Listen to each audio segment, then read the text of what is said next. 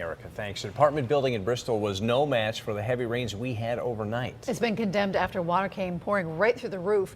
But as News 8's Jamie Muro found, the property has been a problem for neighbors for a while now. Bristol's Tyrone Mellon, a former city councilman, repeatedly gets asked this question about his home on High Street. Why do you live there? I said, well, because it's a neighborhood I grew up in. I grew up the street, Bellevue Avenue. This is a great neighborhood. And now, it's not. The apartment building next door, 22 high, was condemned due to unsafe conditions. A letter to the Fort Worth Property Ownership Group from the building department reports roof drainage water was flowing onto the building's electrical service connections. Residents were put up in a nearby hotel while repairs are being made. Clearly, if you live here, this has got to be frustrating. But when you talk to people like Mr. Mellon in this neighborhood, there's other reasons to be frustrated as well.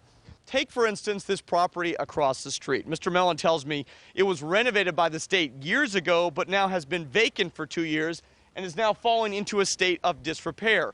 So when you're paying taxes out here and you're looking for a renaissance, all of this can get rather frustrating. We went to City Hall to do some digging and discovered there have been minor warnings from the building department in the past, including lack of screens, garbage, dog feces, and cigarette butts left uncleaned.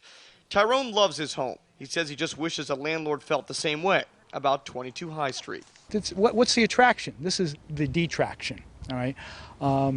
You know, and people have to live somewhere, and I understand that. I understand how the people have left the communities and left the urban cities and gone off to the suburbs. But we can't allow high density buildings with a high concentration of Section 8 housing to continue when you have absentee landlords that don't put any money back into the property. In Bristol, I'm Jamie Muro.